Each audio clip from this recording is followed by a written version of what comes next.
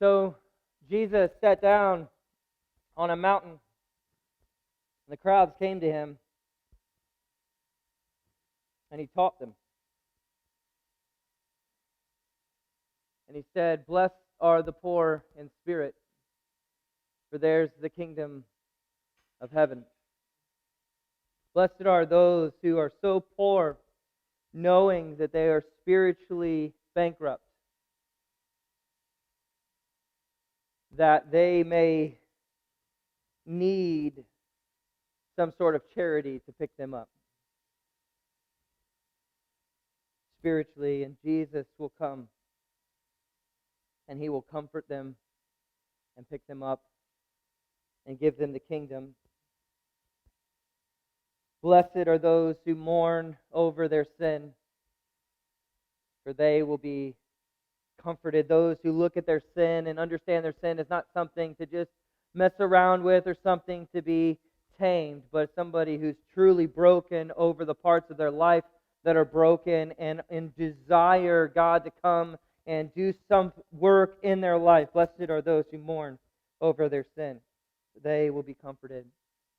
Blessed are the meek, not the weak, but the meek, the powerful, under control, like the one who gives control over to God, that He could powerfully do something through you and in you, because without Him you are nothing. You need Him and you need His power. Your power is just it's ruthless, and it's like a bull in a china shop, but like your power under His control, that's something where it leads to you inheriting everything, and inherit the earth. Blessed are the meek, for they will inherit the earth. And blessed are those who hunger and thirst for righteousness, for they will be filled. Those who hunger for more of what God has, more of His goodness, more of His righteousness, more of His justice. Those who hunger for that, blessed are those who hunger and thirst for righteousness, for God will fill them with that righteousness that they so eagerly long to have. Blessed are the merciful, for they will be shown mercy. When you extend mercy to a brother or a sister or a stranger, you are shown mercy on behalf of God. And blessed are the pure in heart. Blessed are the pure in heart, for you're authentic and you're just laying it out there for God. You're just saying, hey God, here it is. Here's who I am. This is me. Take it. And He does. He takes it, and in that moment of where you just kind of lay your heart out before Him, you see Him face to face. Because He isn't afraid of your authenticity or your vulnerability. So He meets you and you see God. Blessed are those who are pure in heart, for they will see God. Blessed are the peacemakers. Those who work to reconcile the things that are broken in this world, the things that are messed up, relationships, maybe divides between just people groups, whatever it might be, broken systems and situations. Blessed are the people who are about peacemaking, who are about reconciliation. Blessed are you, because that's the work of your Father. And when you are a peacemaker, you will be called children of God. You will look like Him, and you will be like Him, and you will be called His children. And blessed are the persecuted. Blessed are the persecuted, for those who say all kinds of evil things and hard things about you because of Jesus, because great is your reward in heaven, and you're not alone. There's a holy remnant of people, the prophets and the people who came before, who stayed righteously committed to God no matter what they went through, and they faced persecution, yes, but great was their reward in heaven. And know that when you are those kinds of people, that's really a salt and light kind of people. That when you are to be this city on a hill that cannot be hidden, and you're to be the salt of the earth, the salt that preserves the goodness of God and does not let the world come in and corrupt it whatever it's trying to preserve. That God has something He's trying to do And as we are the salt of the earth, we are to preserve what God's trying to do, and we're supposed to taste good doing it. And we're to be a city on a hill that cannot be hidden, so that when the people around see what we are doing and they see the good works, they give glory to God who is in heaven for what we have done. And don't think that Jesus came to do away with the law. Don't think that He came to say the law doesn't matter anymore. No. He came not to get rid of the law, but He came to fulfill the law and show us what the law was really meant to be. That it wasn't just a religious outward observance, but it was something that happened deep within a person. It was a way that a person became. It was something that seeped its way into a person's heart. And so he's not concerned about the outward observance of the law, like the letter of the law. He's worried about if your heart is in alignment with that law. And so you've heard lots of things said. You've heard plenty of things said, but the heart of the law is going to take you deeper. It's going to address something deeper. You've heard, like, don't murder, but Jesus says, no, don't even get angry, because you will never ever murder if you can keep yourself from getting angry. Deal with the deeper concern, what really is leading to the thing on the surface. Likewise, he says, you've heard it said, don't commit adultery, but I say to you, don't even look at a person of the opposite sex with lust in your eyes. Don't even look at them inappropriately. Don't even look at them in a way in which it would not be righteous or would not be loving or kind. And you must be serious about this, because sometimes this is a serious problem. And in following me and doing as I say, like letting it get deep into your heart, sometimes will take and mean that you have to take some drastic measures. And so if your eye is causing you to sin, gouge it out and throw it away. Or if your hand causes you to sin, cut it off. For it's better for you to lose a part of your body than for your whole body to be thrown into hell. Because God didn't intend for divorce to be a thing. He intended for relationships to last forever, till death do you part. And so may you love people like this, and love people of the opposite sex this way, so that you can live righteously under God's rule. And when you speak, may your words not be mixed. May you not try and spin and manipulate things to sound better than they really are, but may you just speak honestly. May you just tell the truth and let the truth be heard and the truth be known. And you don't have to try and make it sound better than it really is. Just tell the truth. You don't have to overcommit yourself. If you think that you can do something but you're not sure if you can do something, just let your yes be yes and your no be no. And when you begin to practice your religion, when you begin to practice like living out your faith inside of religion, don't do it. Don't do it in order to receive applause or any sort of reward here on earth, right? Because that's what the hypocrites do. They stand on the street corners and proclaim that they've given to the needy, or that they've been praying for hours, or that they have been fasting. They do it in order to receive applause, and they are just play actors on a stage, and they have received the reward as they received their applause. But when you practice these things, when you give to the needy, and when you pray, and when you fast, may you do that in secret, so that your Father who sees what is done in secret will reward you, because He always sees you and meets you in the secret place. And that is where He's calling us to observe this way of life. It isn't about religious observance. It's about having a deep relationship with Him in the secret place. And in that you receive a reward that's in heaven, maybe not a treasure here on earth. And speaking of treasure, don't seek after treasure here on earth where moth and rust and vermin destroy. Don't seek after those things, because Because if you do, your heart's going to go toward those things, and it's going to be harder to loosen your grip on those things and really follow God. You're going to be trying to serve two masters, and you can't serve both God and money. For where your treasure is, there your heart will be also. So don't store it for yourself treasure in heaven, or treasure here on earth, but store it for yourself treasure in heaven that can't be taken away, that can't be destroyed. Live simply, holding on to knowing that Jesus is someone you can trust, that God is someone you can trust, that you don't have to worry whether or not you're going to receive the things that you need or not. For God sees the birds of the air and the flowers of the field, and He sees what they need, and He feeds them, and He clothes them, and He looks and He sees you as His prized, beautiful creation, and He how much more valuable are you than they?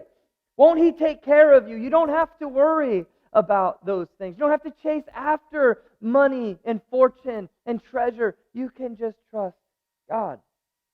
He's going to give you what you need. So just seek first His kingdom. Seek first His righteousness, and let everything He has for you be added to you.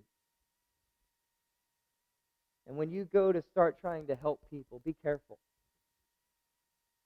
Be careful as you try and start helping people that you've done the deep work of that needs to be done in your own life. Because although you're trying to help someone remove a speck, you may have a plank in your own eye that needs to be dealt with first.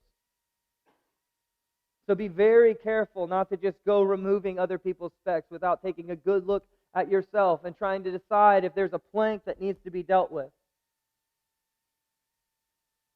Because with the measure of which you judge, it will be judged to you.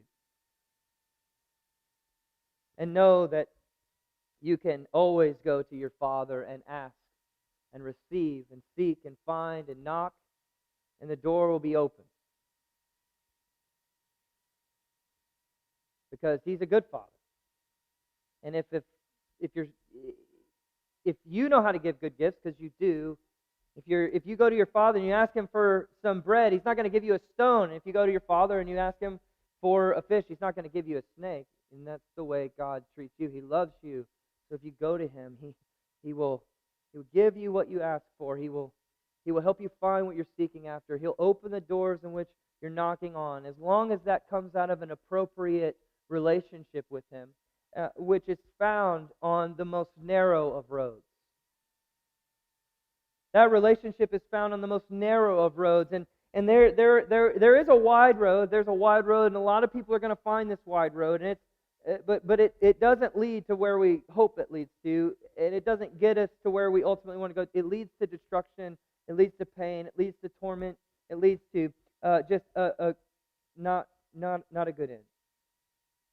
But on the narrow road, as we walk with Jesus, and we spend time with Him, and we begin to walk with Him as He intended His creation to walk with Him since the very beginning. As we walk down this narrow path, we begin to build the kind of relationship where we understand what we can go to Him and ask, and what we can seek after, and what we can knock on, and He will begin to work and move in those ways out of this deep, abiding relationship of walking with Jesus on the narrow road. But don't look for the crowds there, because only few will find it. Only few are really going to follow Jesus like this. There have been prophets who have come and they've spoken and they've taught and they've used His name, and they've talked about how they are, how God is this and God is that, and they just misrepresented God altogether. And there have been people who have come and they've said, well, we prophesied in Your name, and we cast out demons in Your name, and we did miracles in Your name, and on the day in which I see them face to face, I'm going to look them in the eye, and I'm going to have to say, I never knew you. Because you are not my disciples. The road is narrow, and few find it.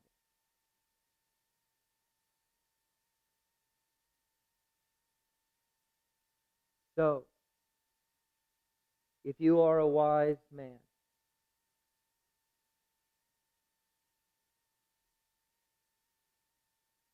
take these words of Jesus and put them into practice in your life.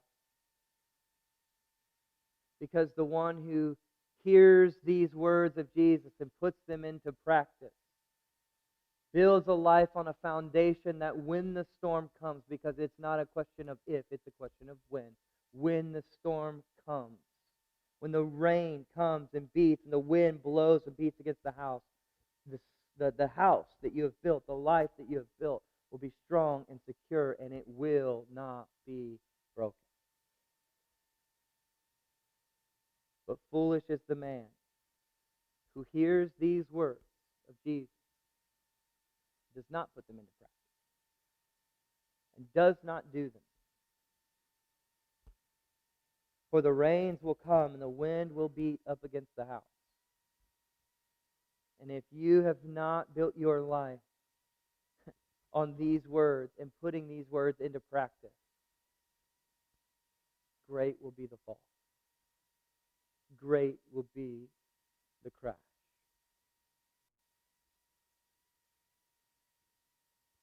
So would you rather?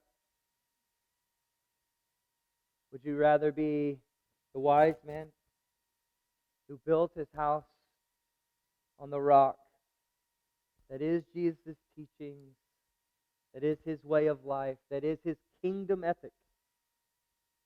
Or would you rather be the fool who has heard the words of Jesus and yet does nothing with them?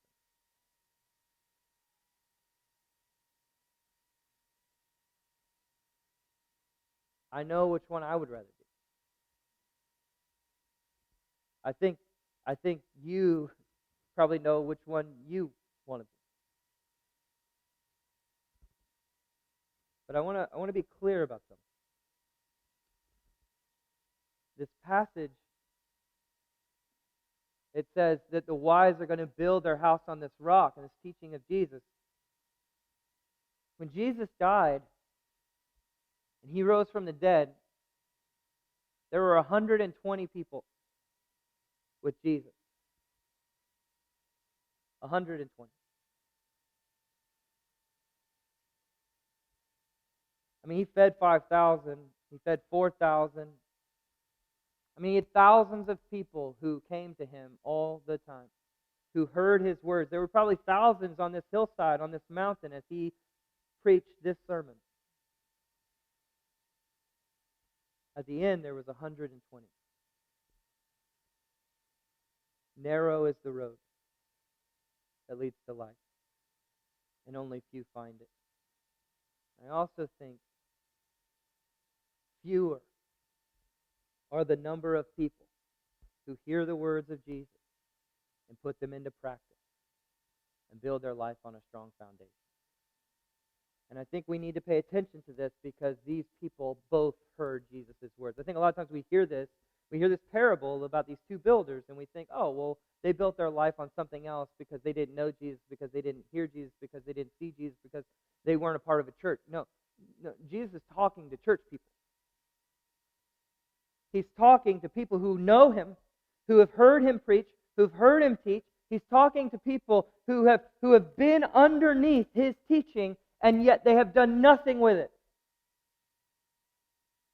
And so there is a real likelihood, in fact, for most of us in the room, that if what Jesus says is true, and I think what he says is true, if there's a real likelihood that if we aren't careful and we don't pay attention, we can do all the right things when it comes to religious observance, and our hearts can yet not be transformed and not be changed, and we can still not follow him and put into practice the things that he taught us to put into practice.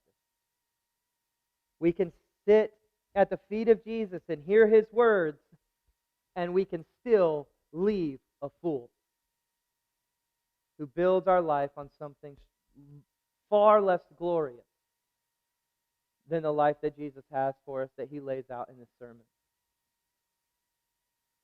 And so many of us are going to exchange this abundant life that Jesus has come to give us for a sad substitute of wealth and money and chasing after a dream that maybe we've heard and has been glorified and worshiped in our world far too often. And when we do that, the storm's coming and the crash will follow. And so, as a church, our whole hope, our whole mission, our whole job as a church, at Lake Springs Church, is to help people build their life on the rock that is this way of life that Jesus talks about and teaches us to follow. We are not trying to build a church on great worship music, although I hope our worship music is great. And we're not trying to build a church on my teaching, although I hope I try really, really hard and I work really, really hard to give good sermons. We are not a church who is here to try and just bring more people so we can celebrate more people coming in the door, and one day we can yell and celebrate, hey, look, we got 3,000. Great. Jesus had a lot of people come listen to him speak, but only 120 were actually resilient followers of Jesus when it all came to an end. When the storm came, most of their lives came crashing down. We want to try and build a church where when the storms come for you, you can stand strong and secure because you have been with Jesus and you know Jesus and he is doing a great work in you.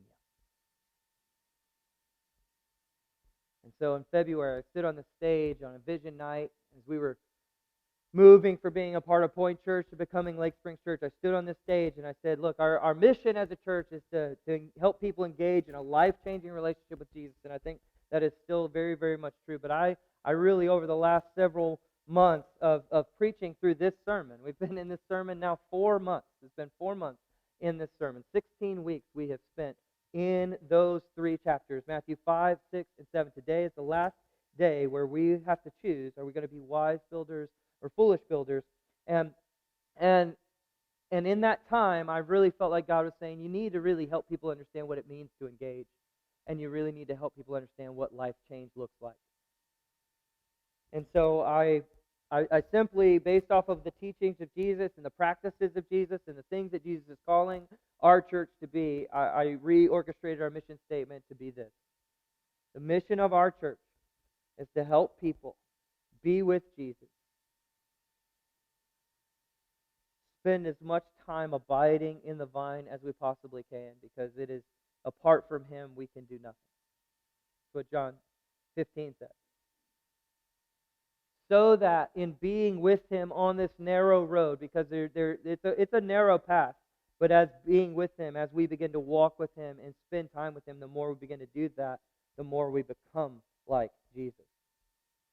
So we're helping people be with Jesus, become like Jesus, because when we become like Jesus, that's when we can do what Jesus does and what Jesus did. And so often the church is about doing the work of Jesus without ever being with Jesus or even becoming like Jesus. And then we just all get burned out and tired. And he's saying, no, come, be with me, become like me, and do what I do. Everything in this sermon is something Jesus did. Jesus said, don't hate your enemies, but pray for them. Pray for those who persecute you. On the cross, Jesus was praying for those who persecuted him. Everything he says in this sermon, he lives out. So we are going to help people as a church. We're going to help people be with Jesus, become like Jesus, and do what Jesus did. And when we do that, church, we believe that this is going to lead to people's lives being built on a foundation that can withstand the worst of storms. And so maybe you stumbled in here today not even really knowing what our church is about, or what we're going after, or what we're trying to accomplish, or anything else like that. Maybe you stepped in here today and you didn't even know these were the words of Jesus. I just want you to understand, like, that's okay. I want to offer you an invitation to come with us on this journey, because it's a journey. And all we are doing is we're just accepting Jesus' invitation to come and follow him. This is what it means to follow Jesus. This is what it means to be his disciples. So that one day, and I think about this day a lot, one day we're going to stand before him, and there's going to be, and it says in the Bible, he's going to take us, he's going to separate us into two groups. He's going to separate some into this group over here, and he's going to separate another into this group over here. And essentially, that group, they're going to be defined by two different things. Jesus is going to look at you on the day in which you see him face to face, and he's going to say one of two things. He's either going to say to you, "Well done, good and faithful servant," or he's going to say, "I never knew you." And it's our hope that in living out this mission as a church and as a community together, that we will be a part of the few that made it to the end of the narrow road. Because entering the narrow road is not the end, it's the beginning. The end of the narrow road is where we see Jesus face to face, and he either says, "Well done," or "I never knew you." And my guess is that if we stay on the narrow road, he'll say, "Well done." And if he says, "I never knew you," it probably meant we got off the narrow road at some point. So maybe you've been off the narrow road, maybe you just stumbled in here, and I just want to invite you back on the road with us as we try and follow Jesus. Maybe you have never gone down the narrow road. I just want to invite you to get off the highway, get off the road that's leading to destruction, and take the exit. Come down the narrow road with us. Come be with Jesus. Come become like Jesus, and come with us as we try and do what Jesus did from that place. Our whole church is built on this sermon, this teaching from Jesus. So we want you to fall in love with these words and let these words change your life like they have mine and so many other people who have followed Jesus throughout the years. But it's up to you. Would you rather be a wise man who builds their house on the rock, or a foolish man who builds on the sand and comes crashing down when the wind and the waves hit?